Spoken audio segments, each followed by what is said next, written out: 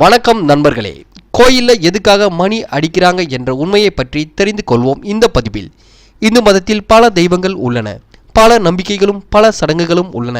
ஒவ்வொன்றும் வித்தியாசமானவை. ஒவ்வொரு சடங்கு மற்றும் நம்பிக்கைக்கு வெவ்வேறு அர்த்தங்கள் உண்டு.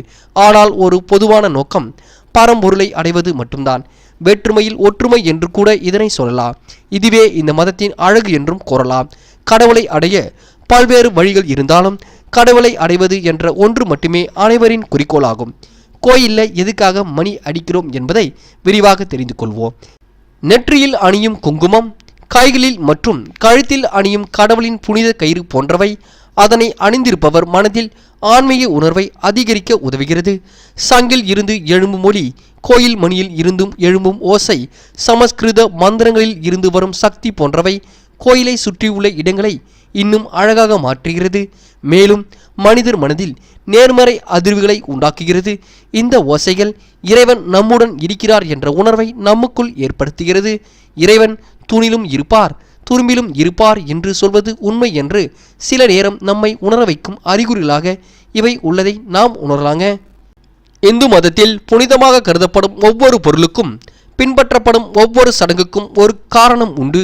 உதாரணத்திற்கு, நெற்றியில் வைக்கும் சந்தன பொட்டு மனதிற்கு அமைதியை தருகிறது. சங்கில் இருந்து வெளிப்படும் ஒளி நேர்மறை அதிர்வுகளை ஏற்படுத்துகிறது மற்றும் சங்கு இருக்கும் இடத்தில் அமைதி நிலவுகிறது. இதேபோல் கோயில்களில் பயன்படுத்தப்படும் மணியும் சில காரணத்திற்காகவே பயன்பாட்டில் உள்ளதுங்க. மணி என்பது கோயில்களில் மட்டும் காணப்படுவதில்லை. இந்து மதத்தினர் வீடுகளிலும் பூஜை அறையில் மணி வைத்திருப்பார்கள். கடவுளுக்கான பூஜையிலும் எந்த ஒரு சடங்கிலும் மணி யோசை இல்லாமல் இருக்காதுங்க. இறைவனுக்கு அபிஷேகம் நடைபெறும் போதும், ஆரத்தி எடுக்கும் நேரம் மற்றும் பூஜையின் முடிவில் மணி அடிப்பது ஒரு கட்டாய நடைமுறையாகும். கோயில்களில் இருக்கும் மணிகள் கட்மியம், ஜிங்க், குரோமியம், நிக்கல் மற்றும் மேக்னீசியம் போன்ற உலோகங்களால் ஆனது. கோயிலுக்குள் இறைவனை வணங்க உள்ளே நுழையும் பொழுது ஒரு நபருக்கு முழு ஆற்றல், உற்சாகம் போன்றவை இருக்க வேண்டும். அவர் இறைவனை பற்றி பாடிக்கொண்டே உள்ளே நுழைய வேண்டும். கோயிலை விட்டு வெளியே செல்லும் பொழுது மென்மையாக மன அமைதியுடன் செல்ல வேண்டும்.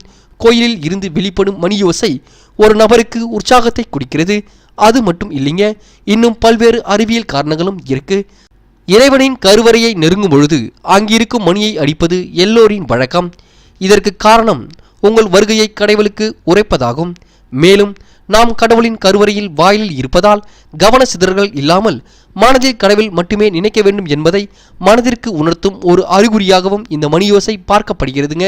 கடவுளின் கர்ப்ப கிரகத்தில் கட்டப்பட்டிருக்கும் மணியில் இருந்து வரும் ஓசையும் ஓம் என்ற மந்திரத்தில் இருந்து எழும்பும் ஓசையும் ஒன்றாக இருக்கும் என்று அறியப்படுகிறது.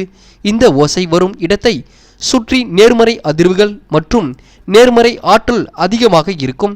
இந்த பிரபஞ்சம் தொடங்கும் பொழுது இந்த ஒளி உருவானது என்று நம்பப்படுகிறதுங்க. இந்த முழு பிரபஞ்சமும் ஒரு முடிவிற்கு வரும்பொழுது இதே ஒளியுடன் இருக்கும் என்றும் அறியப்படுகிறது. ஆகவே இந்த மணியோசை கணக்கிட முடியாத காலத்தின் சின்னம் என்றும் அறியப்படுதுங்க. ஒரு மணி ஒலிக்கும் பொழுது வளிமண்டலத்தில் சில அலைகள் உருவாகின்றது என்று விஞ்ஞானிகள் கூறுகின்றனர். இந்த அலைகள் நீண்ட தூரம் பயணிப்பதால் காற்றில் உள்ள நுண்கிருமிகள் மற்றும் நுண்ணுயிர்கள் அழிக்கப்படுகின்றன. இதனால் சுற்றுச்சூழல் சுத்தமாகவும் ஆரோக்கியமாகவும் மாறுகிறது. சுற்றுச்சூழலில் ஒரு புனித தன்மையை தருவது இந்த மணியோசை என்று வாஸ்து சாஸ்திரம் சொல்கிறதுங்க. வீடுகளில் கேட்கும் மணியோசையால் கெட்ட சக்திகள் மற்றும் எதிர்மறை சக்திகள் விலகி சுற்றிலும் நேர்மறை ஆற்றலை தருகிறது. குடும்பத்தில் உள்ள உறுப்பினர்களுக்கு மத்தியில் வீண் விவாதங்கள் மற்றும் சண்டையை குறைக்கிறது இந்த மணியோசை. மூளையின் வலது மற்றும் இடது பாகங்களை சமநிலையில் வைக்க இந்த மணியோசை உதவுகிறது. ஒரு முறை அடிக்கும் மணியின் ஓசை 10 வினாடிகள் நமது காதுகளில் நிலைத்து நிற்கிறது.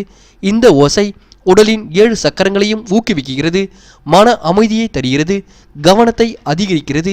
இப்படியாக கோயில் மணியில் இருந்து வெளிப்படும் ஓசை மனம், உடல் மற்றும் ஆன்மா ஆகிய மூன்றிற்கும் ஆற்றலை தருதுங்க.